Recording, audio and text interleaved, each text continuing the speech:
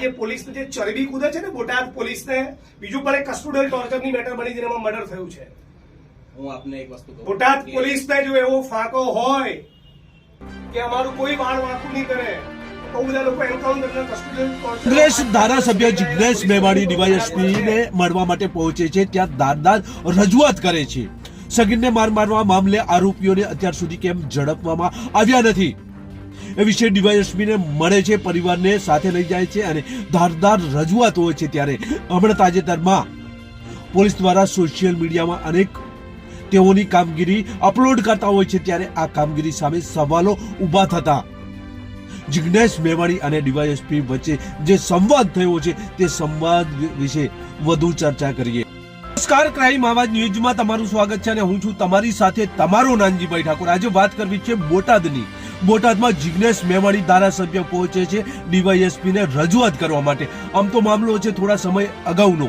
એક સગીરને પોલીસ સ્ટેશનમાં લાવવામાં આવે છે અને ત્યારબાદ તેને ઢોરમાર મારવામાં આવે છે ને તેને હોસ્પિટલમાં દાખલ કરવામાં આવે છે. તે સમય દરમિયાન પણ ફરિયાદ નોંધવા માટે અનેક પ્રયત્નો બાદ આ ફરિયાદ પણ નોંધાય છે અને ફરિયાદ નોંધાયા પછી આ આરોપીઓ છે તેની ધરપકડ કરવામાં આવી નથી. ત્યારે વડગામ ધારાસભ્ય જિગ્નેશ મેવાણી ડીવાયએસપીના ચેમ્બરમાં પહોંચે છે અને ત્યાં ધારદાર રજૂઆત કરે છે. તો આ પ્રથમ રજૂઆત સાંભળીએ. આરોપીની ધરપકડ ક્યારે થશે? હવે સાહેબ તમારો આપને સ્ટાન્ડર્ડ જવાબ તમે સાંભળીએ જ ના છે. ના હું આપને આખો કેસ બ્રીફ કરીશ, એવું નથી.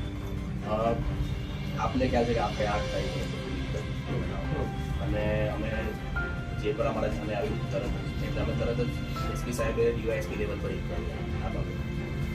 8 તારીખે આપના નોટિફિકેશન પછી જે છોકરો છે એની પણ જે પણ રજૂઆત હતી એના આધારે એકદમ નિષ્પક્ષ રીતે અમે બે ડીવાયએસપી દ્વારા ઇન્ક્વાયરી કરવામાં આવી. સૈયદ સાહેબે ઇન્ક્વાયરી કરી અને રિપોર્ટ કર્યો. 17 તારીખે ફરિયાદ 12 તારીખે રાત્રે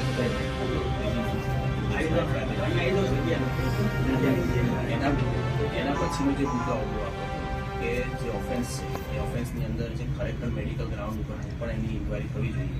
એ તમામ વસ્તુઓમાં અમે એકદમ નિષ્પક્ષ રીતે ઇન્ક્વાયરી કરી. એમાં અમને જે જાણવા મળ્યું, આપે આપની રીતે લીગલ ઓપ્શન એક્સપ્લોર કરીને આપ સુપ્રીમ કોર્ટ ગયા છો, હાઈકોર્ટ ગયા, બધી જગ્યાએ ગયા છો, એમાં બી અમે ડિટેલ એફિડેવિટ ફાઇલ કરે. તમે હાઈકોર્ટમાં જે પિટિશન કરી કે ભાઈ આમાં અમે સીસીટીવી ફૂટેજની માંગણી કરી છે કે આ કરી છે, એ ઓલરેડી અમે નેક્સ્ટ ડે લઈ લીધા છે. એટલે એવું પણ નથી કર્યું કે પોલીસ દ્વારા એમાં કોઈ કાચું કાપવાની વસ્તુ હોય. હા, હું સ્વાભાવિક રીતે આપની લાગણી બધી અમારી બી લાગણી સમજી શકું છું, છોકરાની બી છે કે નિષ્પક્ષ ઇન્વેસ્ટિગેશન થાય અને આરોપી અરેસ્ટ થાય. હવે જે મેઇન કલ્પ્રિટ છે અને મેઇન અક્યુઝ છે એ અક્યુઝને અમે તરત જ આરોપીને અરેસ્ટ કર્યો. બીજું કે બેલેબલ ઓફેન્સ હોવા છતાં પણ અમે એને અરેસ્ટ કર્યો. આપણે અમનેશ કુમાર છે, અમે ઈચ્છત તો એ પોલીસનું પેલું લાગે એટલે આપી શકે એવું બી અમે નથી કર્યું અને પ્રોપરલી ઇન્વેસ્ટિગેટ થાય એટલા માટે અમે આરોપીને કસ્ટોડિયલ ઇન્ટ્રોગેશન કર્યું. બીજા જે આરોપીઓ છે એને પકડવા માટે અમે ટીમો બનાવીને કાર્યરત કરી. બીજું કે એની રેગ્યુલર બેલ જે છે એ રેગ્યુલર બેલ એને જ્યારે મૂકી કોર્ટમાં તો પણ પોલીસના એફિડેવિટના કારણે એની રેગ્યુલર બેલ છે એ નામંજૂર છે અને એ સિન્સ 1 મંથ 32 ડેઝથી એ જ્યુડિશિયલ કસ્ટડીમાં છે અક્યુઝ. એટલે એવું બી નથી કે અમે એને જામીન લેવા દીધા છે. એટલે અમે એકદમ નિષ્પક્ષ તપાસ કરી 100%. ફંડામેન્ટલ વસ્તુ એ છે કે અમે લોકો એક્શનમાં નહીં આવે ત્યાં સુધી અને લિટિગેશનો ફાઇલ ન થઈ ત્યાં સુધી પોલીસે ગુનો દાખલ નહોતો કર્યો. આ મુદ્દા નંબર 1. મુદ્દા નંબર 2, હું પોલીસ ઇન્સ્પેક્ટર છું અને મારા પોલીસ સ્ટેશનમાં આટલું બ્રુટલી એક માઇનરને મારે છે તો હું ઇડિયટ છું કે મને ખબર ના પડી? આપની વાત સાચી. પોલીસ ઇન્સ્પેક્ટર એ મૂર્ખ છે કે નાલાયક છે કે બંને છે? પોલીસ ઇન્સ્પેક્ટરની નાકની દાઢી નીચે તમારી તમે આ ચેમ્બરમાં જે બેઠા છો આ કચેરીમાં આ પોલીસ કર્મી આ ભાઈને ફિઝિકલી 8 દાડા મારે અને તમને ખબર જ નથી એમ? તો એ પોલીસ ઇન્સ્પેક્ટરને આરોપી તમે બનાવો. અમારી પહેલી માંગણી એ છે. એને તો એપેક્સ કોર્ટ સુધી નહીં છોડીએ, બરાબર? પણ તમારી જોડે અપેક્ષા એ છે, એક મિનિટ, એમને બોલવા દો. તમારી જોડે અપેક્ષા એ હતી કે તમે એને આરોપી બનાવો બિંગ આઈઓ. મારી પાસે ઇન્વેસ્ટિગેશન થી ઓવર તો થયું નથી. હા. મારી પાસે ઇન્વેસ્ટિગેશન ટ્રાન્સફર થયું છે. ટ્રાન્સફર થયા બાદ પર તમે કલમ વધારાનો રિપોર્ટ કરી પણ બધી 10 વસ્તુ તમે કરી શકો છો. પોલીસ ઇન્સ્પેક્ટર આમાં મુખ્ય આરોપી બને છે.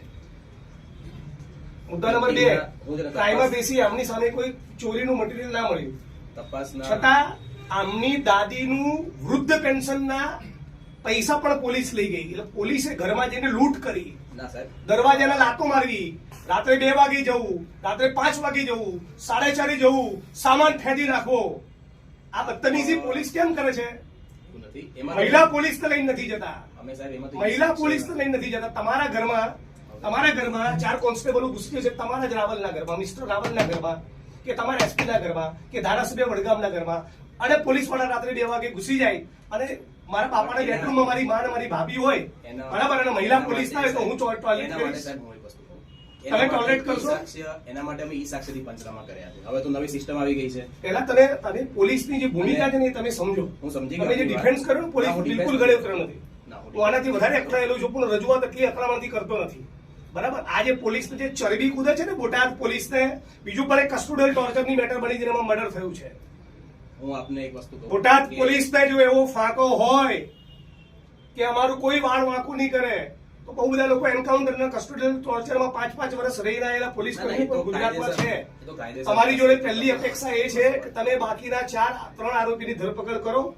મારવામાં 4 જણા નથી, આ લોકોએ કબૂલ્યું. બીજો 5મો માણસ છે, who is yet to be identified, એને આઈડેન્ટિફિકેશન કરીને એના આરોપી બનાવો, પોલીસ ઇન્સ્પેક્ટરના આરોપી બનાવો, અને પોલીસ કોન્સ્ટેબલ જે ગયા હતા ને લાતો મારતા હતા દરવાજામાં, બરાબર, એ જે માણસો હતા મહિલા પોલીસને કેમ લઈને નહીં ગયા? તમને આરોપીની પકડમાં કવાડ તોડી નાખેલું. મને આ છોકરાને ફોન નથી આવ્યો ભાઈ. આ છોકરાને એવું કવાડ કીધો તો તમે ન બોલો. આ છોકરાને એવું કીધું છે કે તારા જુદા માર્ગમાં દંડો નાખી દઈશ.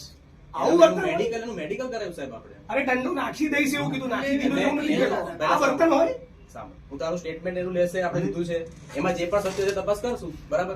હવે પૂરતું બીજા કોઈ ઓપ્શન હશે લેખિતમાં લેશું. બીજો માણસ હોય તો ફરાર ન રહે કે આ કેમ ફરાર રહે? આમની આ હાજરીમાં માણસ હોય તો એક આનો મિનિટ, ખાલી એક કહેવાયથી ને બીજાને મિનિટ. કહેવાયથી ને મારે- ધરપકડ કરીને માર માર્યો. એક મિનિટ, તમે એક મિનિટ, હું બોલું છું. મારે તમારી પાસેથી તમે વારા ફરતી રજૂઆત કરશો ને તો હું સાંભળી શકીશ. બીજું મારે તપાસના ડેપ્યુટી એસપી આપણે ડીવાયએસપી અને જિગ્નેશ મેવાણી કે જેઓ ધારાસભ્ય છે, આ બંને વચ્ચેનો સંવાદ જિગ્નેશ મેવાણી ત્યાં જાય છે અને સગીરભાઈના જે બાળક સાથે જે માર મારવામાં આવ્યો હતો અને તેના આરોપીઓને અત્યાર સુધી કેમ ઝડપવામાં આવ્યા નથી તે વિશે ડીવાયએસપીને રજૂઆત કરે છે. અને આ સંવાદ આપણે સાંભળ્યો બસે જ. જો તમે અમારી ચેનલમાં નવા છો અને આવા જ લેટેસ્ટ ન્યૂઝ જોવા માંગો છો તો અમારી ચેનલને અત્યારે સબસ્ક્રાઇબ કરો, જેથી આવનાર લેટેસ્ટ ન્યૂઝ તમારા સુધી પહોંચી શકે. નમસ્કાર.